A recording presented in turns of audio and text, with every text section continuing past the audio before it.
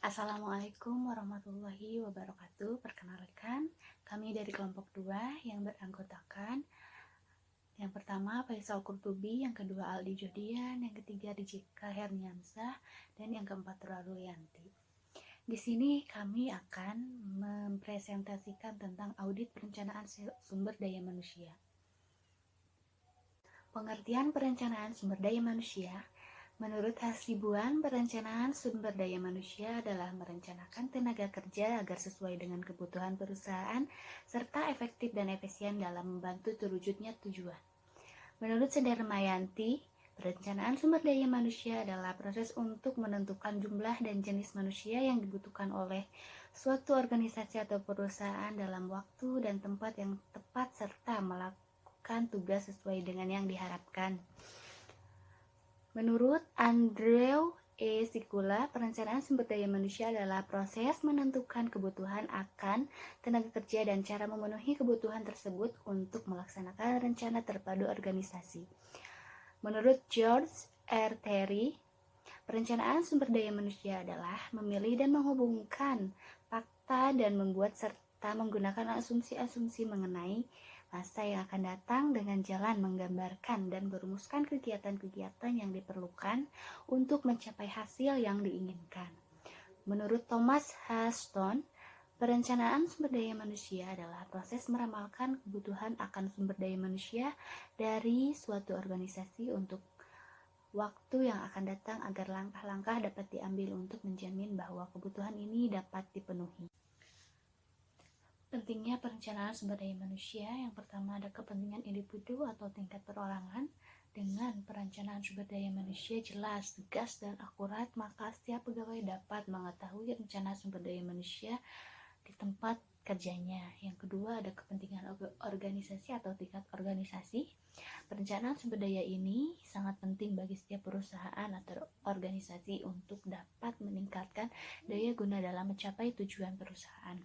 Yang ketiga ada kepentingan nasional atau tingkat nasional.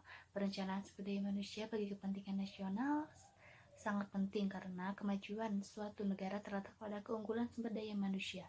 Semakin tinggi mutu sumber daya manusianya, kemajuan negara akan semakin cepat pula.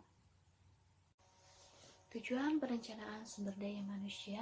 Menurut Hasibuan, tujuan perencanaan sumber daya manusia meliputi yang pertama, menentukan kualitas dan kuantitas pegawai yang akan mengisi jabatan dalam organisasi atau perusahaan.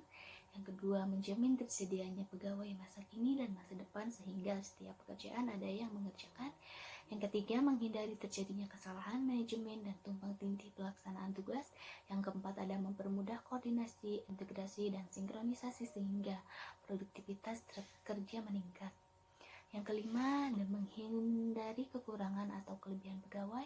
Yang keenam, menjadi pedoman dalam menetapkan program penarikan, seleksi, pengembangan, kompensasi, pengintegrasian, pemeliharaan, kedisiplinan, dan pemberhentian pegawai. Yang ketujuh, menjadi pedoman melaksanakan mutasi vertikal atau horizontal dan pensiunan pegawai. Yang kedelapan, menjadi dasar melakukan penilaian pegawai. Manfaat perencanaan sumber daya manusia menurut Sudarmayanti antara lain, yang pertama untuk memenuhi tuntutan persyaratan jabatan yang sering berubah karena perubahan teknologi cepat dan drastis. Yang kedua, untuk mempertahankan jumlah sumber daya manusia yang cukup dengan keahlian memadai dapat beroperasi maksimal dalam mencapai tujuan organisasi atau perusahaan. Yang ketiga, dapat menggunakan sumber daya manusia yang ada secara optimal. Yang keempat, melakukan pengadaan sumber daya manusia secara ekonomis. Yang kelima, dapat memenuhi kriteria sumber daya manusia dan mengantisipasi perubahan tuntutan kerja. Yang keenam, untuk mengontrol biaya sumber daya manusia dan mengantisipasi efektif munculnya atau bertambahnya biaya sumber daya manusia yang baru. Yang ketujuh, mengembangkan informasi dasar manajemen sumber daya manusia untuk membantu kegiatan personalia dan kegiatan unit lain dalam perusahaan atau organisasi. Yang kedelapan, sebagai acuan untuk menyusun program pengembangan sumber daya manusia. Yang kesembilan, dapat meningkatkan produktivitas sumber daya manusia yang ada melalui peningkatan disiplin dan etos kerja. Yang ke-10, meningkatkan efektivitas dan efisiensi pendayagunaan sumber daya manusia. Yang Yang ke-11, menyelaraskan aktivitas sumber daya manusia berdasarkan potensi masing-masing dengan tugas yang sasarannya berpengaruh pada peningkatan efisiensi dan efektivitas pencapaian tujuan organisasi atau perusahaan. Yang ke-12, meningkatkan kecermatan dan penghematan biaya dan tenaga dalam melaksanakan rekrutmen dan seleksi. Yang ke-13, mendorong usaha menciptakan dan menyempurnakan sistem informasi sumber daya manusia agar selalu akurat, siap pakai untuk berbagai kegiatan manajemen sumber daya manusia.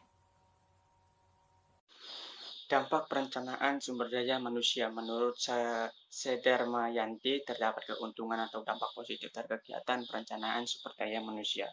Yang ke-1, mendorong perilaku produktif dan terhindar dari perilaku reaktif dalam melaksanakan kegiatan perencanaan sumber daya manusia. Yang kedua, berfungsi memantapkan tujuan organisasi atau perusahaan. Yang ketiga, merangsang pemikiran kritis dan menguji asumsi bisnis atau kegiatan. Yang keempat, mendorong partisipasi tenaga profesional dalam melakukan produksi. Yang kelima, menjabatani perbedaan antara bisnis sekarang dan visi bisnis di masa depan. Yang keenam, memantapkan alokasi SDM dan pilihan bisnis atau kegiatan. Yang ketujuh, menciptakan suasana kebersamaan. Yang kedelapan, integrasi dan strategis antar pemetaan dan jumlah staf yang ada. Yang kesembilan, pemanfaatan sumber daya manusia yang tersedia dapat efektif. Yang ke-10, persaingan sumber daya manusia dan sasaran organisasi atau perusahaan masa depan dapat tepat guna. Terus selanjutnya yang ke-11 yaitu hemat secara ekonomi dalam penerimaan pegawai baru. Yang ke-12, memperluas informasi sumber daya manusia sesuai dengan kegiatan sumber daya manusia dan unit organisasi lain. Yang ke-13, permintaan jumlah besar pada pasar tenaga kerja lokal akan terpenuhi. Yang ke-14, koordinasi program sumber daya manusia dan kebutuhan yang tersedia. Terus ada kekurangan dan kelebihan tenaga kerja. Menurut Hasibuan, tenaga kerja adalah orang-orang atau sumber daya manusia yang telah dapat memenuhi syarat-syarat yang ditetapkan dalam undang-undang perburuhan di negara yang bersangkutan. Kekurangan dan kelebihan tenaga kerja menurut Sedermayanti. 1. Kekurangan tenaga kerja. Kekurangan tenaga kerja berarti organisasi atau perusahaan harus berpikir strategi memenuhi kekurangan. Dalam mengatasi kekurangan kerja dapat dilakukan seperti rekrutmen dan seleksi. Yang kedua, kelebihan tenaga kerja. Kelebihan tenaga kerja berarti organisasi atau perusahaan harus berpikir strategi memenuhi kelebihan. Dalam mengatasi kelebihan ini, tenaga kerja dapat dilakukan cara seperti pembatasan rekrutmen, pengurangan jam kerja, pensiun dini, dan pemberhentian. Nah, proses perencanaan SDM.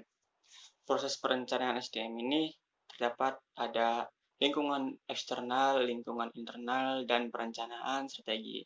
Nah, perencanaan strategi ini ada perencanaan SDM, terus peramalan ketersediaan sumber daya manusia, yaitu merangkum perbandingan antara kebutuhan dan ketersediaan. Nah, di dalam perbandingan antara kebutuhan dan ketersediaan ini ada permintaan atau penawaran, terus kelebihan pekerja, terus ada kekurangan. Nah, dalam permintaan atau penawaran itu ada kekurangan pekerja, terus kelebihan pekerjanya di bawahnya itu ada pembatasan rekrutmen, pengurangan jam kerja, terus pensiun dini dan pemberhentian. Terus kekurangan pekerjanya ada rekrutmen dan seleksi. Terus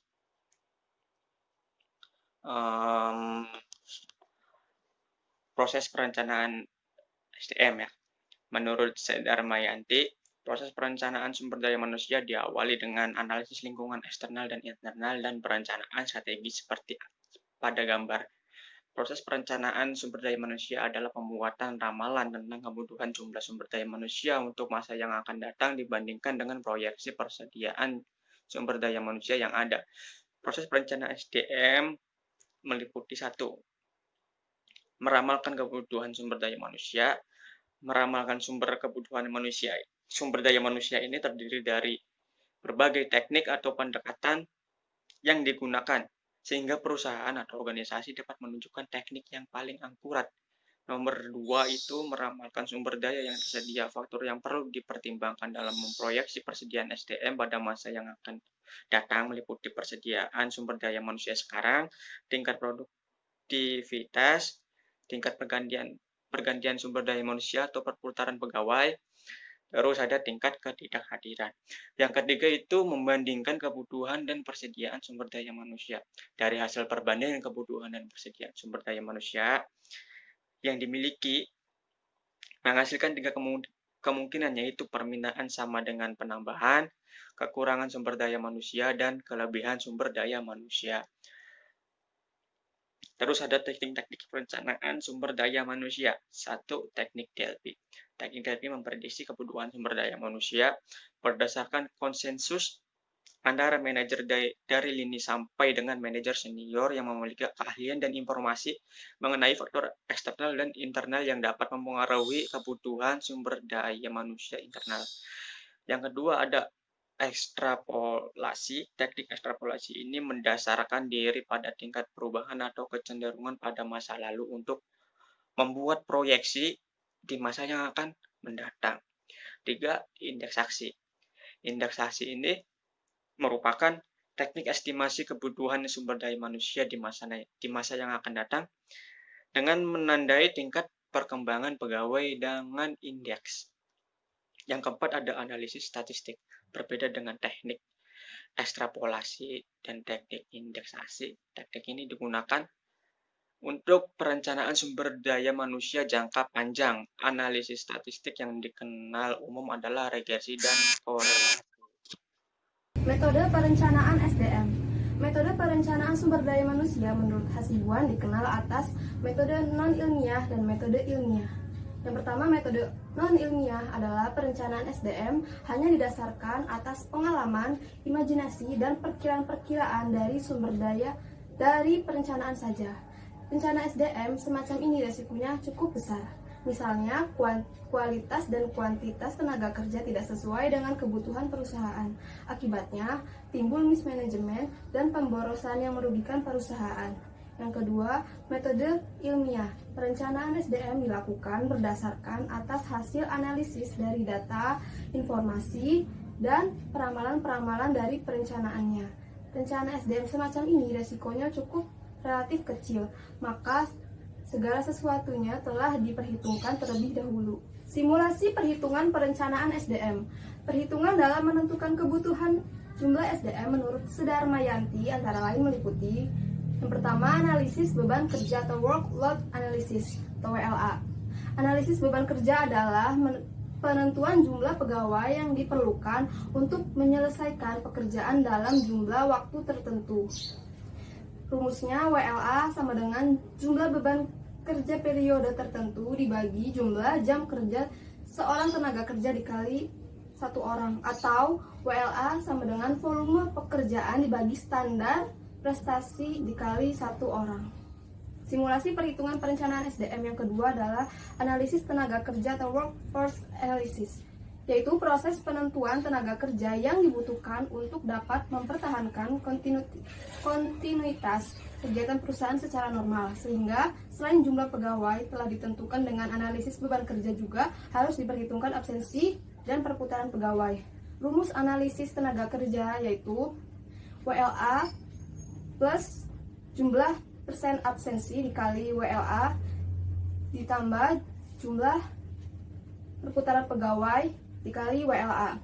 Untuk menghitung absensi, yaitu rumusnya tingkat absensi sama dengan hari kerja yang hilang dibagi hari kerja yang tersedia dikali 100%. Sedangkan untuk menghitung labor turnover itu atau perputaran pegawai, yaitu jumlah tenaga kerja yang keluar dibagi rata-rata tenaga kerja dikali 100%. Analisis beban kerja contoh yang pertama adalah waktu lingkaran kerja ditetapkan sebanyak 4.000 jam kerja. Apabila waktu bukan lingkaran ditetapkan 40%, waktu kelelahan 20%, dan waktu keperluan pribadi 20%, maka jumlah keseluruhan waktu yang dihabiskan menyelesaikan pekerjaan adalah 4.000 jam ditambah 1.600 jam ditambah 800 jam dan 800 ditambah 800 jam sama dengan 7.200 jam kerja. 1.600 jam didapatkan dari waktu bukan lingkaran ditetapkan 40% dikali 4.000 jam. 800 jam itu didapatkan dari waktu kelelahan 20% dan waktu keperluan pribadi 20% dikali jumlah jam kerja 4.000. Hasilnya 7.200 jam kerja. Apabila pekerjaan tersebut harus diselesaikan dalam waktu 1 bulan dan rata-rata ada 20 hari kerja dalam 1 bulan dan SDM dalam 1 hari ditetapkan sebanyak 8 jam kerja, maka untuk menyelesaikan pekerjaan tersebut diperlukan SDM sebanyak, kita menggunakan rumus WLA sama dengan jumlah beban kerja periode tertentu dibagi jumlah jam kerja seorang tenaga kerja dikali 1 orang. Jadi hasilnya 7.200 dibagi 8 jam dikali 20 hari sama dengan 45. Jadi kesimpulannya untuk menyelesaikan beban kerja sebanyak 7.200 jam kerja dibutuhkan 45 orang pegawai. Analisis beban kerja contoh yang kedua. Misalnya CV Abadi akan memproduksi 1.700 unit barang setiap hari. Standar prestasi atau kemampuan per orang untuk menghasilkan dalam 1 hari sebanyak 10 menit. Yang ditanyakan berapa jumlah SDM yang dibutuhkan oleh CV Abadi untuk menyelesaikan beban produksi 1.700 unit. Jawabannya kita menggunakan rumus WLA sama dengan volume pekerjaan dibagi standar prestasi dikali 1 orang. Yaitu volume pekerjaan sebanyak 1.700 unit dibagi standar prestasi 10 menit dikali 1 orang sama dengan 170. Kesimpulannya, untuk menyelesaikan beban kerja memproduksi 1.700 unit dibutuhkan 170 orang pegawai. Contoh perhitungan analisis tenaga kerja. Dari contoh soal nomor 1, analisis beban kerja diketahui sebanyak 45 orang pegawai. Untuk absensi ketidakhadiran misalnya 10% dan perputaran pegawai ditentukan 4%, maka jumlah pegawai yang dibutuhkan adalah rumus analisis tenaga kerja, yaitu WFA sama dengan WLA ditambah jumlah persen absensi dikali WLA ditambah jumlah persen labor turnover dikali WLA. Jadi 45 orang ditambah 10% dikali 45 orang ditambah 4% dikali 45 orang sama dengan 51,3%. Itu dibulatkan 52. Yaitu kesimpulannya dibutuhkan 52 orang pegawai. Faktor yang mempengaruhi perencanaan SDM. 1. Perubahan demografi. Beberapa faktor demografi yang mempengaruhi perencanaan SDM adalah jumlah penduduk, perluasan tenaga kerja perempuan, tingkat pengetahuan yang dimiliki tenaga kerja, dan perubahan ekonomi.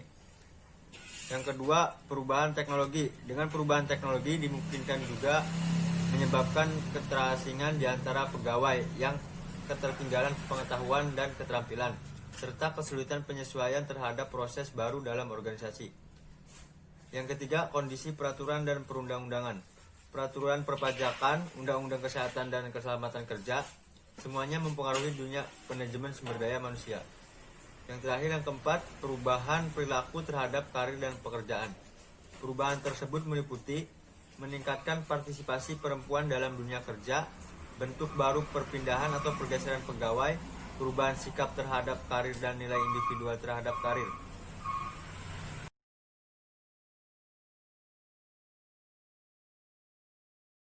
Sistem informasi perencanaan SDM. Sistem informasi pada perencanaan SDM menurut Sedarmayanti antara lain meliputi 1. Memprediksi kebutuhan SDM, teknik DLP atau subjektif, dan analisis tren atau statistik. Yang kedua, teknik DLP memprediksi kebutuhan SDM berdasarkan konsensus antara manajer dari lini sampai dengan manajemen senior yang memiliki keahlian dan informasi mengenai faktor eksternal dan internal yang dapat mempengaruhi kebutuhan SDM internal. Yang ketiga, tenaga konsultan dapat digunakan untuk membantu proses perakiraan. Yang keempat, analisis tren memprediksi kebutuhan SDM berdasarkan faktor bisnis yang berdampak pada kebutuhan SDM mendatang. Faktor tersebut diukur relasi atau hubungannya dengan jumlah SDM yang digunakan dalam bentuk data statistik dan menggunakannya sebagai bahan prediksi. Sedangkan menurut Hasibuan, perencanaan SDM baru dapat dilakukan dengan baik jika informasi tentang job analysis, organisasi, dan situasi persediaan tenaga kerja diperoleh. Perencanaan SDM. Menurut Hasibuan, kendala-kendala perencanaan SDM antara lain meliputi 1. Standar kemampuan SDM. Standar kemampuan SDM yang pasti dan akurat belum ada. Akibatnya, informasi kemampuan SDM hanya berdasarkan ramalan-ramalan saja yang sifatnya subjektif. Yang kedua, manusia. Manusia sebagai makhluk hidup tidak dapat dikuasai sepenuhnya seperti mesin. Hal ini menjadi kendala perencanaan SDM. Karena itu sulit untuk memperhitungkan segala sesuatunya dalam rencana. Misalnya, ia mampu tetapi kurang mau melepaskan kemampuannya. Yang ketiga, situasi. Situasi SDM, persediaan, mutu, dan penyebaran penduduk yang kurang mendukung kebutuhan SDM perusahaan dapat menjadi kendala proses perencanaan sumber daya manusia yang baik dan benar. Yang keempat, kebijaksanaan perburuhan pemerintah. Kebijaksanaan perburuhan pemerintah seperti kompensasi, jenis kelamin, WNA, dan kendala lain dalam perencanaan SDM untuk membuat rencana baik dan benar. Instrumen audit SDM bentuk daftar periksa. Analisis dokumen SDM yang dapat dilakukan antara lain dengan meneliti berbagai dokumen terkait pengelolaan SDM perusahaan seperti uraian dan spesifikasi jabatan, perhitungan kebutuhan tenaga kerja, SOP rekrutmen dan seleksi, evaluasi terhadap hasil pelatihan, formulir penilaian kinerja, dan sebagainya. Dengan menganalisis dokumen yang ada, auditor dapat menemukan kekurangan atau potensi masalah yang mungkin terjadi dalam pengelolaan SDM. Daftar periksa audit SDM. 1. Struktur organisasi. 2. Uraian atau deskripsi posisi. 3. Rencana keberhasilan manajemen. 4. Kebijakan rekrutmen. 5. Prosedur perkenalan. 6. Program perkenalan. 7. Penilaian kinerja. 8. Penilaian potensial individual. 9. Perencanaan jenjang karir. 10. Program pelatihan. 11. Administrasi kompensasi atau gaji, dan sebagainya. Daftar periksa audit SDM, fungsi perencanaan SDM. Daftar yang disarankan untuk informasi organisasi menurut Parsojo, Lantip Diat, dan kawan-kawan. 1. Analisis permintaan. 2. Rencana strategis atau prioritas bisnis. 3. Laporan internal atau eksternal yang dapat mempengaruhi hasil bisnis. 4. Estimasi anggaran atau dalam waktu jangka pendek dan jangka panjang. 5. Rencana untuk teknologi baru. 6. Informasi survei tenaga kependidikan. 7. Layanan kontrak eksternal. 8. Budaya organisasi. 9. Mengubah kompetensi. Daftar periksa yang disarankan untuk informasi faktor lingkungan organisasi menurut Parsojo, Lantip Diat, dan kawan-kawan. Antara lain meliputi yang pertama harapan politik, yang kedua perubahan demografis, yang ketiga pengaruh teknologi terhadap pekerjaan, dan yang terakhir perubahan dalam peramalan ekonomi. Instrumen audit SDM dalam bentuk wawancara. Wawancara dengan karyawan dan manajer adalah suatu sumber informasi mengenai aktivitas sumber daya manusia. Wawancara merupakan cara yang sangat efektif untuk mendapatkan informasi atau mengklarifikasi temuan yang dihasilkan dari analisis dokumen. Wawancara bisa dilakukan terhadap manajer SDM profesional SDM yang menangani aktivitas perencanaan SDM. Berikut adalah tabel pertanyaan wawancara tentang perencanaan sumber daya manusia. Lokasinya di Departemen Pengembangan Organisasi dan Perencanaan SDM. Pertanyaannya yaitu, apakah perencanaan SDM terkait proyeksi kebutuhan SDM sudah mempertimbangkan rencana strategis perusahaan? Yang kedua, apakah metode peramalan SDM yang digunakan sudah tepat? Apakah perusahaan memiliki sistem informasi SDM? Apakah perusahaan sudah memiliki kebijakan SDM di bidang perencanaan SDM? Apakah kebijakan perencanaan SDM sudah dituangkan dalam sistem dan prosedur yang jelas dan baku? Apakah perencanaan SDM yang dilakukan terintegrasi dengan perencanaan strategi korporat? Apakah perencanaan SDM yang dilakukan melalui proses analisa lingkungan eksternal dan kondisi perusahaan? Dan lain-lain. Instrumen audit dalam bentuk kuesioner.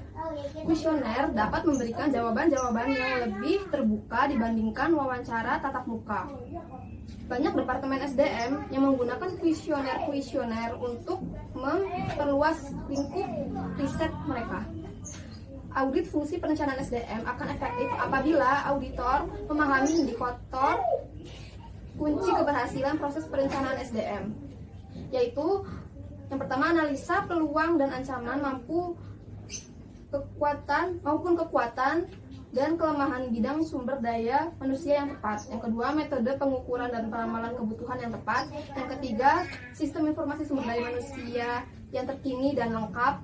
Yang keempat, investasi sumber daya manusia, penerapan pelatihan dan pengembangan sumber daya manusia yang tepat. Berikut adalah pertanyaan-pertanyaan kuesioner tentang perencanaan sumber daya manusia. Pertama, setiap pegawai memahami uraian pekerjaan yang telah diberikan dalam pelaksanaan kerja. Yang kedua, setiap pegawai memahami hubungan kerja dengan jabatan yang lain. Yang ketiga, fungsi formasi pegawai yang telah ditetapkan pada perusahaan telah sesuai dengan pendidikan dan kemampuan yang dimiliki pegawai. Yang keempat, pola penempatan jabatan pegawai telah sesuai dengan syarat jabatan dengan jabatan yang berlaku di perusahaan. Yang kelima, pegawai sering mengalami kesulitan dalam menyelesaikan pekerjaannya sesuai dengan jabatan.